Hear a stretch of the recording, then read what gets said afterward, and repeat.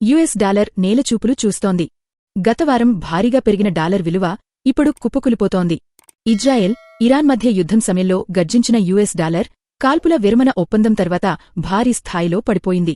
ప్రస్తుతం డాలర్ విలువ 4 సంవత్సరాల కనిష్ట స్థాయికి అకస్మాత్తుగా కుప్పకూలింది. దీనికి అనేక కారణాలు ఉన్నాయని ఆర్థిక నిపుణులు చెబుతున్నారు.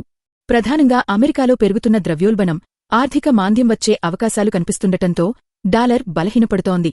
డాలర్ పతనంతో ఇతర దేశాల కరెన్సీల విలువ భారీగా పెరగనుంది. పశ్చిమాసియా దేశాల్లో పెరుగుతున్న ఉద్రిక్తతల మధ్య గత వారం వరకు డాలర్ విలువ అమాంతం పెరిగింది.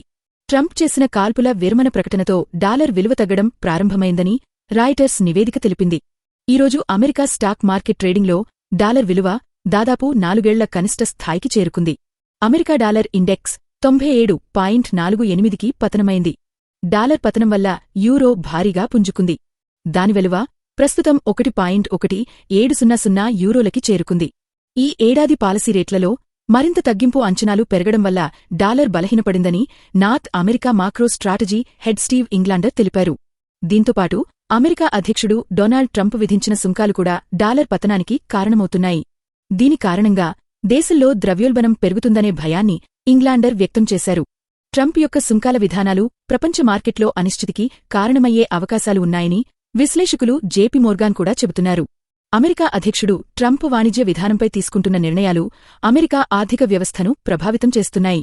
ఈ నిర్ణయాల వల్ల అగ్రరాజ్యం ఆర్థిక సంక్షోభంలోకి వెళ్లే అవకాశం ఉందని విశ్లేషకులు చెబుతున్నారు.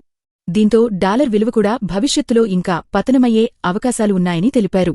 ఈ పరిస్థితులు ఇలా ఉంటే అమెరికా అధ్యక్షుడు డొనాల్డ్ ట్రంప్ సెప్టెంబర్ లేదా అక్టోబర్ నాటికి federal reserve chairman Jerome Powell స్థానంలో వేరొకరిని నియమించాలని పరిశీలిస్తున్నట్లుగా వాల్ స్ట్రీట్ జర్నల్లోని ఒక నివేదిక తెలిపింది.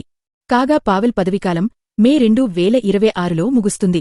అతని స్థానంలో వచ్చే అధికారి తీసుకునే చర్యలు అమెరికా మార్కెట్లను కదిలిస్తాయా లేదా అనేది కూడా చూడాల్సి ఉందని విశ్లేషకులు చెబుతున్నారు.